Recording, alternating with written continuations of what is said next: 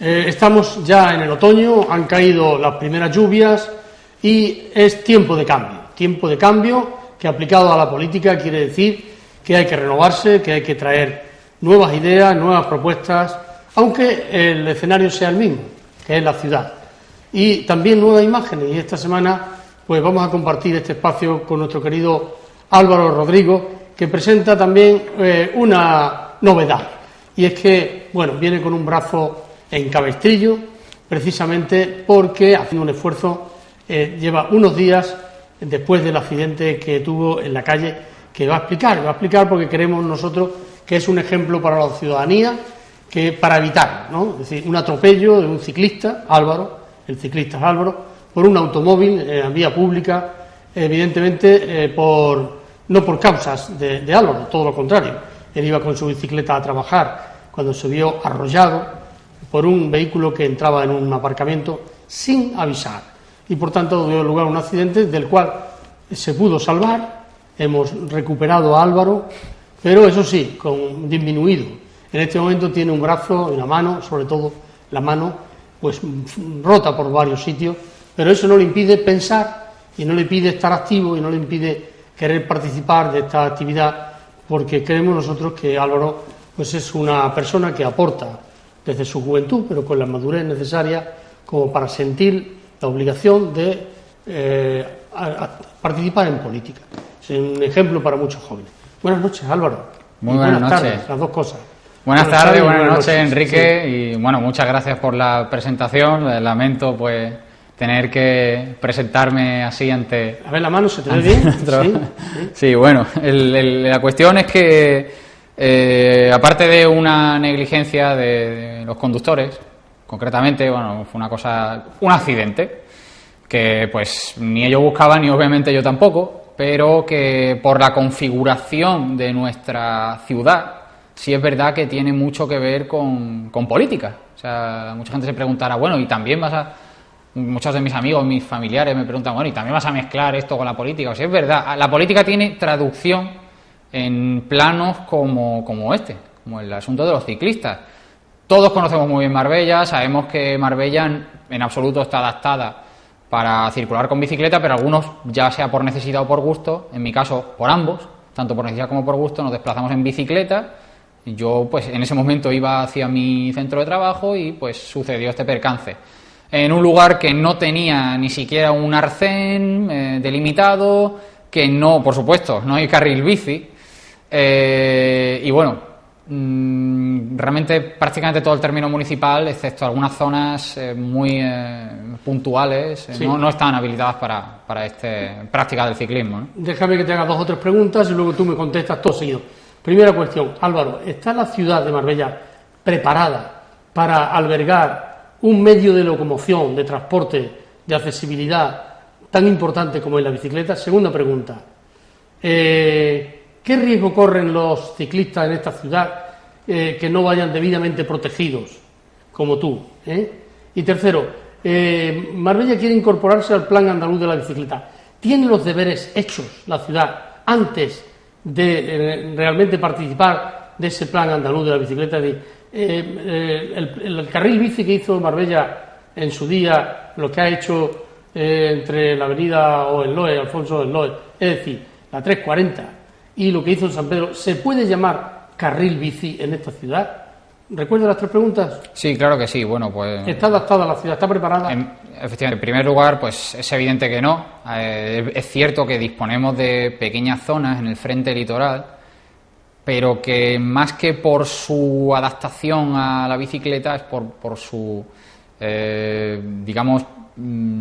adaptación al turismo. Entonces, de forma involuntaria, sí es cierto que se prestan una serie de espacios, si bien es verdad que no está regulado, no hay diferenciación entre los peatones y los ciclistas en estas pequeñas sendas litorales, y rotundamente no. O sea, la respuesta es no. Marbella no está adaptada cada vez, como decíamos, tanto por necesidad como por gusto, por preferencia, hay más personas que utilizan la bicicleta en Marbella, hay clubes ciclistas muy importantes, hay clubes de triatlón que están consiguiendo magníficos resultados. En definitiva, está floreciendo una cultura del deporte, más que nada porque la gente así lo está demandando, pero no hay infraestructuras, y esto es un ejemplo clarísimo de cómo yendo hasta el centro comercial La Cañada, por ejemplo, por una de las arterias de la ciudad, es prácticamente un infierno atravesar en bicicleta, y obviamente no ya para el ciclista es complicado y se expone a riesgos como este fatal accidente que sufrió, sino también pues para los conductores tener que ir constantemente frenando y teniendo mucho cuidado con los ciclistas.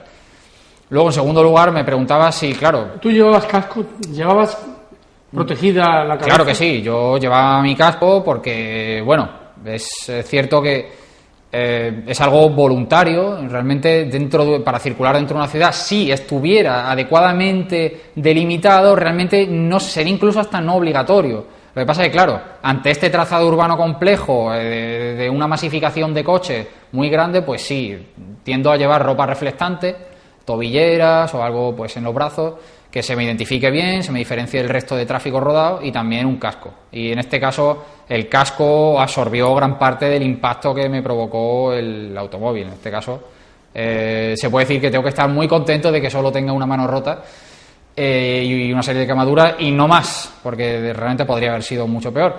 Y la tercera pregunta que me decía el carril Enrique, bici de Marbella, ¿se puede llamar carril bici a lo que hay? es que, claro, preguntabas también por el plan andaluz de la bicicleta y lo que ya tenemos. ¿Tenemos mimbres suficientes como para aspirar a estar en la misma senda que ciudades como Sevilla, que realmente da gusto? Las personas que hemos estado allí, que supongo que muchos de ustedes que nos están viendo han estado también en Sevilla. Enrique, tú mismo, sin ir más lejos, habrás visto los kilómetros y kilómetros que hay no solo de carriles bici. Es decir, cuando decimos carril bici se sobreentiende que está dentro de lo que es el vial, pero separado del tráfico de los vehículos, digamos, pesado, de los turismos.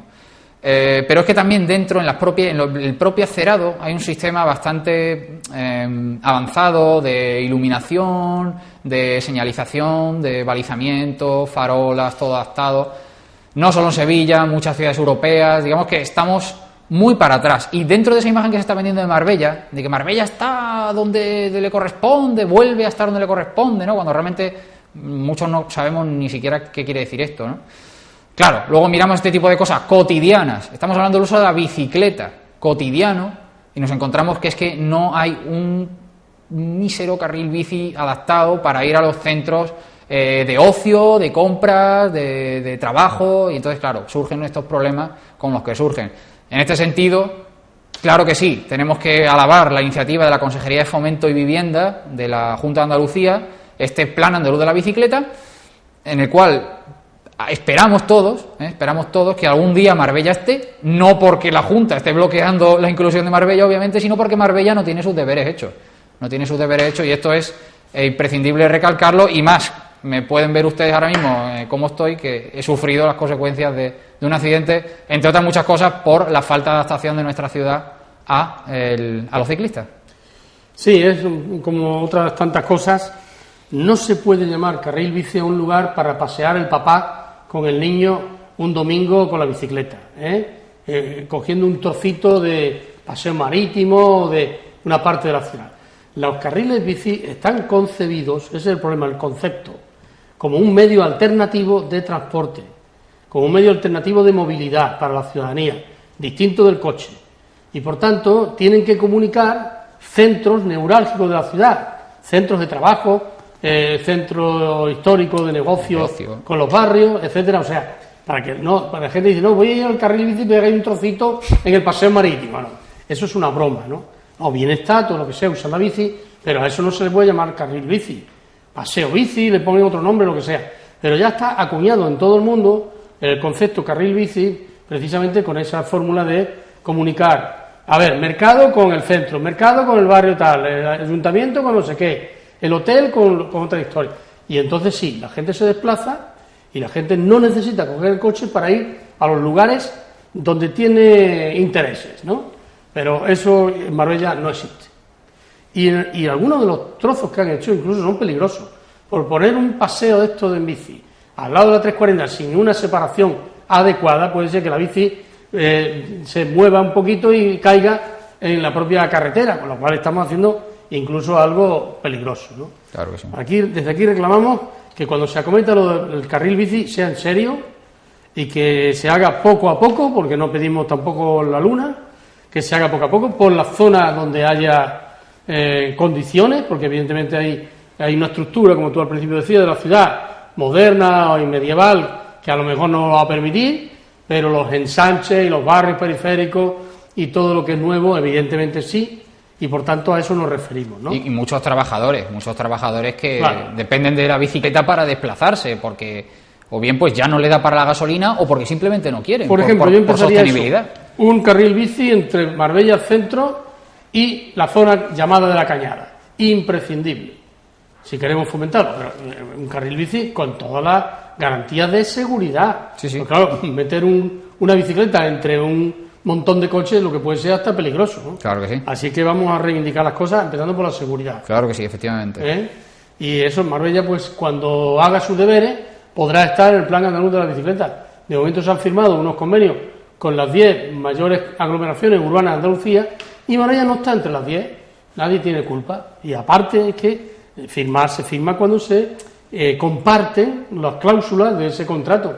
Y Marbella en este momento no está en condiciones de firmar esa apuesta por la bicicleta porque no tiene ahora mismo hecho prácticamente nada de lo que hay que hacer, ¿no? Y eso, bueno, eso todo referido a la bicicleta, porque yo creo que tu mano está de actualidad y tu brazo está de actualidad y que lo que queremos es que te recuperes lo antes posible, tampoco corriendo demasiado, haciendo tu rehabilitación, etcétera, etcétera, ¿no? Pues en eso estamos, sí.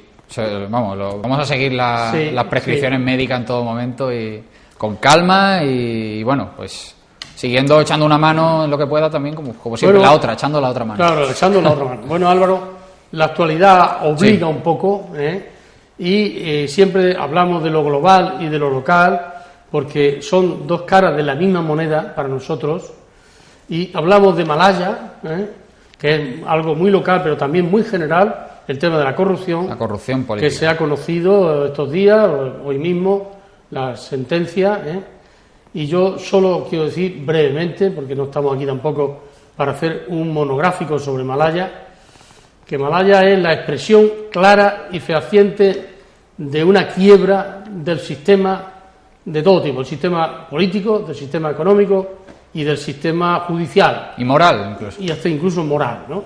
Tuvo lugar en esta ciudad, pero esta ciudad es un poco el referente de todo lo que significa Malaya, de perversión, digamos, de ir en contra del sistema, pero luego en España está lleno de Malaya, digamos.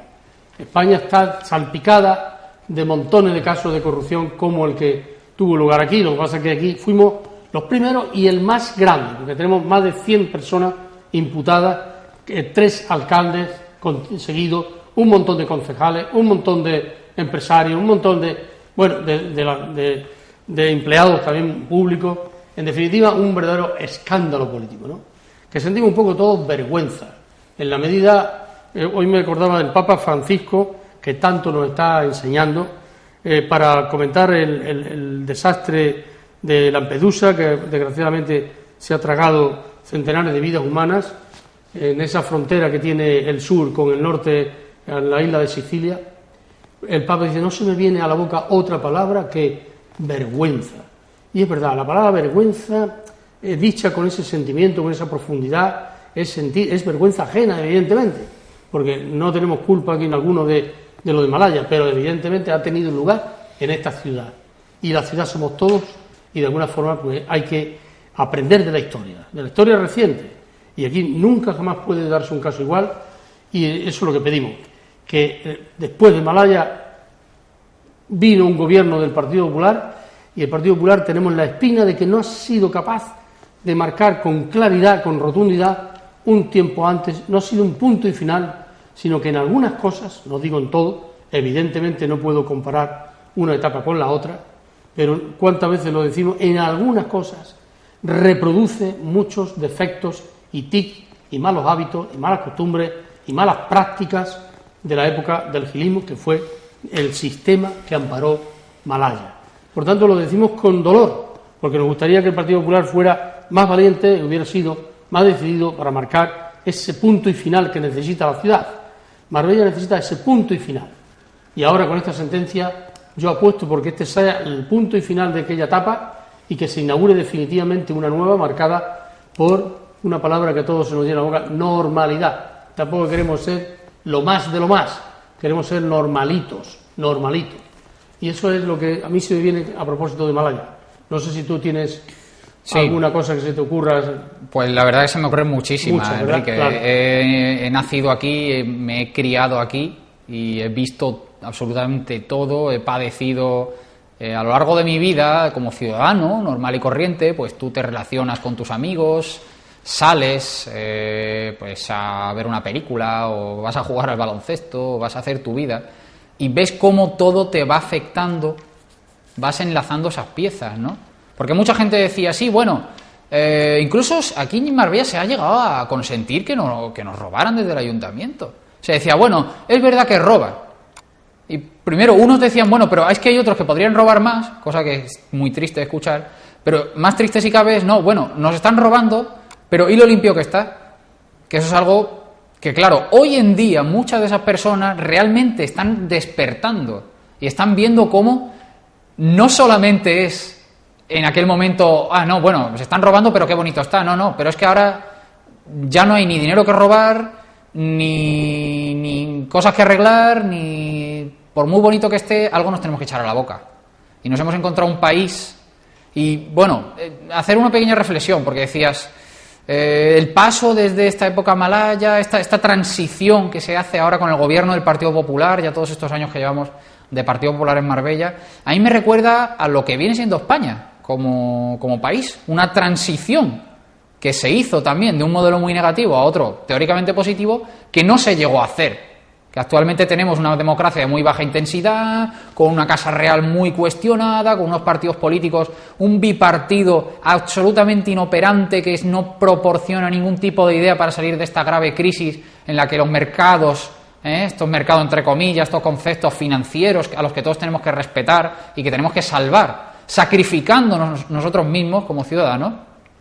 Esa transición mal hecha podría, incluso yo creo que se ve cómo se en medio está reproduciendo en Marbella. Efectivamente. Hemos pasado de un modelo prácticamente dictatorial que ofrecía el Partido Popular a una democracia con muy poca transparencia. Muy mejorable, ¿verdad? Sí. Bueno, y comentabas, que yo no lo he citado, que entre la ruptura que supuso o quiebra Malaya para esta ciudad, está ahí una cosa evidente, y es una cierta complicidad. Es decir, eso no se puede hacer con una sociedad civil organizada, democrática, activa, peleona, reivindicativa, etcétera, etcétera. Eso se hace con una sociedad sumisa, dócil, acostumbrada a que el poder reparta y dé favores, etcétera. Que había previamente un caldo de cultivo en la ciudadanía colaboracionista, y siempre pasa igual, ¿no? En fin, los regímenes totalitarios siempre tienen mucho apoyo de clases populares, siempre lo recordamos, ¿no? O sea, eso no se puede olvidar, que hubo una connivencia. Y recuerdo las palabras de Martin Luther King, que no sé si las citaré textualmente, pero sí que dice que cuando miremos hacia atrás en nuestra historia reciente, no nos parecerá lo más grave las fechorías de los malvados, sino el silencio cómplice de las buenas personas que no hicieron nada por evitarlo. Esto es muy importante recordarlo, porque las personas buenas somos mayoría, pero hace falta que esa mayoría tenga papel activo en la sociedad, que se deje oír, que tenga capacidad de intervención, que impida que el poder abuse. Pero esa sociedad no estaba, y yo diría, y no está todavía preparada, no está todavía dispuesta a defender la democracia, defender la ciudadanía, que es una cosa importantísima. Y claro, si la ciudadanía deserta y abandona, pues llega cualquier malhechor, como lo he llamado antes, y se hace con el control de los intereses generales. Efectivamente, bueno, y lo que es más triste también, ya que muchas veces me preguntan mi punto de vista como joven, ¿no? Muchos otros jóvenes ver cómo manifiestan ese pasotismo. Dicen, no, yo paso de la política, o la política es mala, todo lo que tiene que ver con la política es malo. Realmente se traduce en ese comportamiento, esa dejadez, realmente es la victoria de esos pocos poderosos. Ahí se está produciendo, cuando las personas trabajadoras, es decir, la mayoría de la sociedad, ¿para qué nos vamos a engañar? Porque la mayoría somos trabajadores y somos gente pobre, humilde, y cuando se produce esa dejadez, ahí se le está entregando las llaves, se le está entregando el poder. Y claro, yo no sé, bueno, ¿qué más necesitamos para despertar, ¿no? Los datos que nos están llegando ahora mismo bueno, los tremendos recortes que los presupuestos generales, recortes que van para los de siempre, para los de abajo.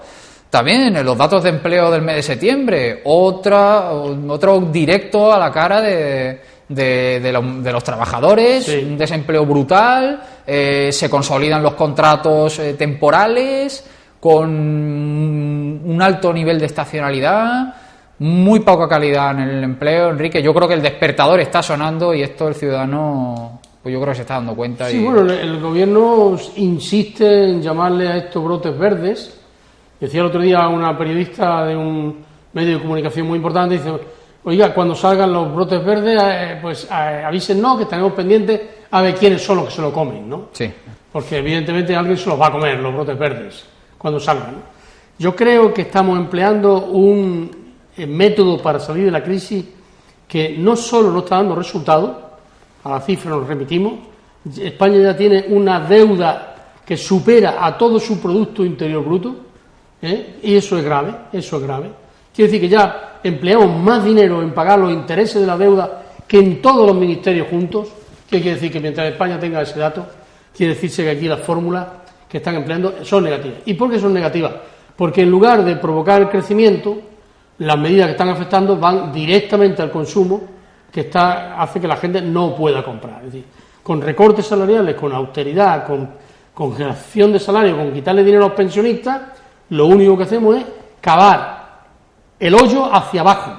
En lugar de salir del hoyo, vamos cavando el hoyo hacia abajo. Pero si salvamos los bancos, por lo menos 65.000 millones de euros ha entregado el gobierno español por fondos europeos, o sea, bien el Banco Central Europeo, a la banca española para que se recupere, para que se recapitalice, para que se sanee, porque están podridos. Bueno, yo creo que muchos siguen podridos.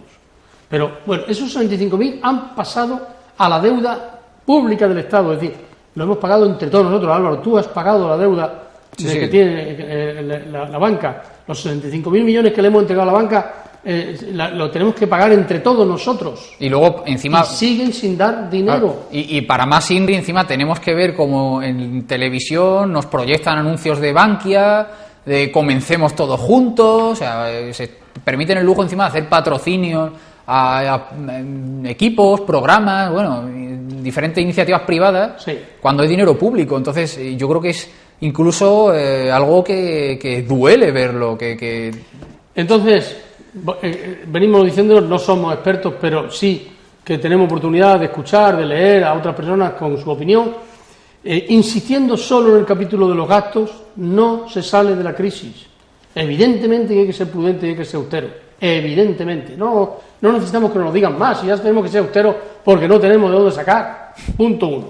Pero la solución no viene por la vía de los recortes en los gastos, y sobre todo los gastos que afectan a los principios del Estado, como es la educación, la sanidad, la dependencia, los servicios públicos, sino que la solución tiene que venir por una política fiscal que suponga más ingresos para el Estado.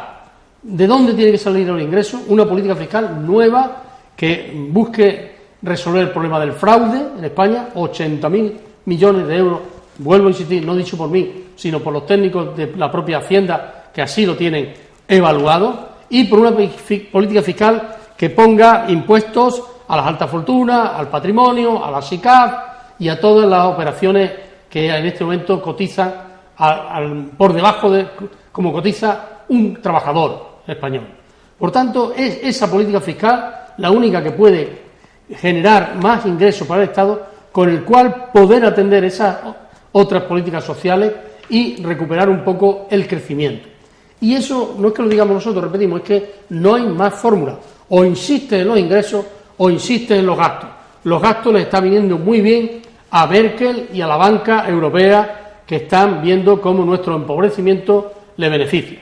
La banca alemana está cobrando y estamos viendo cómo nuestro sistema de aparato productivo ha desaparecido. Exactamente. España no tiene ahora mismo capacidad de producción como para salir de la crisis. Si no hay producción, no hay empleo. Si no hay empleo, no hay consumo. Si no hay consumo, vuelta la burra al trigo. Bueno, vuelta la burra al trigo. En tiempos de José María Aznar dicen muchos lúcidos expertos que sufrimos experimentamos una grandísima subida económica, pero claro, ahora cuando pasa el tiempo vemos por qué. Y estamos viendo lo que es la construcción y lo que nos ha dejado la construcción.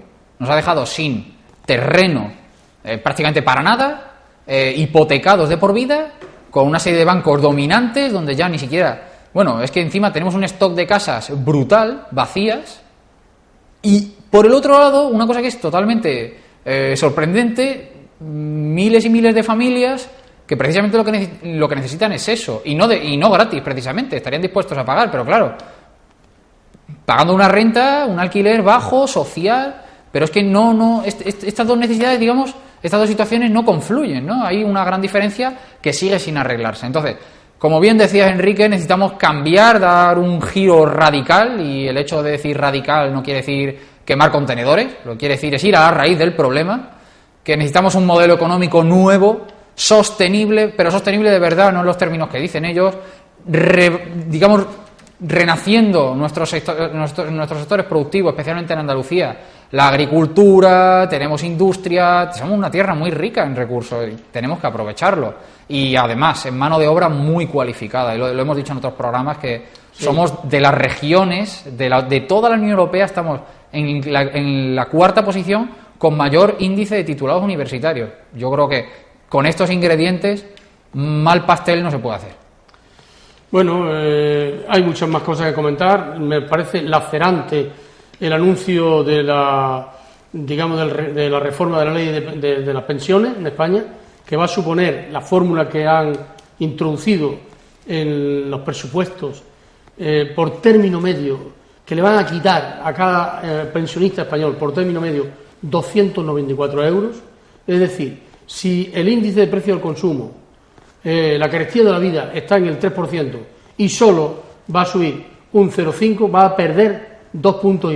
Multipliquen ustedes esos 2,5 puntos sobre una pensión de 1.000 euros y le saldrá que es una rebaja muy importante, ¿no?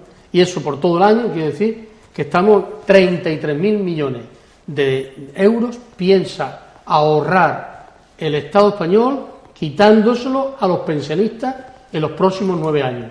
Eso es un crimen. Y además es un error. Aparte de ser ya, desde el punto de vista político, un crimen, es un error porque ese dinero tendría que ir al consumo. Son las personas mayores las que están sosteniendo a muchas familias en este momento. Son las personas mayores las que están aguantando el tirón de la crisis y pagando lo que no pueden pagar sus hijos y sus nietos.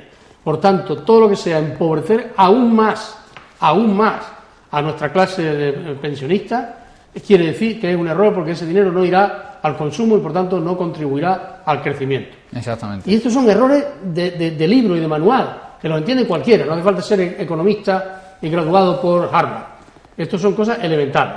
Y eso lo vemos con horror que está sucediendo, ¿no? Bueno, quizás también, y ya por un poco dejar ahí, sembrar un poco la duda, errores o un plan bien marcado, porque esto siempre hay alguien a quien le interesa detrás. Siempre hay un sector privado, claro, especialmente cuando hablamos de las pensiones, que se apropia de esa cuota.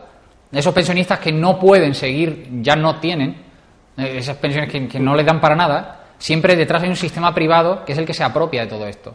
Y eso también hay que observarlo y hay que ser críticos. Ojo, que por ser crítico no se es un antipatriota, ni un antiespañol, ni un antinada. Simplemente siendo crítico uno puede juzgar, puede tener más información, puede comparar. Claro. Y eso realmente yo creo que es lo que les asusta ahora mismo al gobierno que tenemos en España. Bien, Álvaro, pues creo que, bueno, hoy hemos hecho algunos comentarios de política general. No hace falta hablar de Marbella porque esa situación la gente sabe aplicarla después a su pueblo, a su realidad, a su historia personal. Y lo que decíamos antes, bueno, los pensionistas de Marbella lo entienden, el plan general los presupuestos generales del Estado no incluyen ninguna partida de inversiones para nuestra zona, con lo cual, si no hay inversiones, pues no hay desarrollo ni empleo, y en definitiva estamos sufriendo y padeciendo la fórmula de salida de la crisis de un gobierno que yo decía de error y tú decías de error, o puede que interesado. Es decir, están desmantelando sí, eso sin duda. Lo que llamamos el estado del medioestar. Que alguien le dijo, no, de bienestar es una palabra fuerte, bienestar, nunca hemos estado del todo bien. Hemos estado medio bien. Bueno, pues este medio bien se está desmantelando. Y eso lo está haciendo el gobierno actual, iniciado en el gobierno anterior. Nadie nos puede acusar de que seamos injustos. Es verdad que el gobierno Zapatero tampoco se enteró de la crisis, pero este está empleando una fórmula absolutamente erróneas. Erróneas e interesadas. Lo que no se puede decir es que son todos iguales. De luego que todos iguales no son. Ninguno son iguales, unos con lo suyo, otros con lo suyo también, pero todos no son iguales. No, como decía aquella frase, hay unos más iguales que otros. Bueno, pues vamos a terminar por hoy. Bueno, ya saben ustedes dónde estamos, aquí estamos siempre, fieles a esta cita. Sabemos que al otro lado hay miles, fíjate lo que voy a decir, y digo miles porque es más de 1.000 y más de 2.000, y por tanto quiere decirse que cada vez somos más esta familia. Nosotros usamos siempre la palabra familia por lo que tiene de fraternidad, por lo que tiene de compromiso, por lo que tiene de ayuda mutua y porque estamos todos en el mismo barco y por tanto nos sentimos unidos, en este caso con Izquierda Unida. Muchas gracias y un abrazo para todos.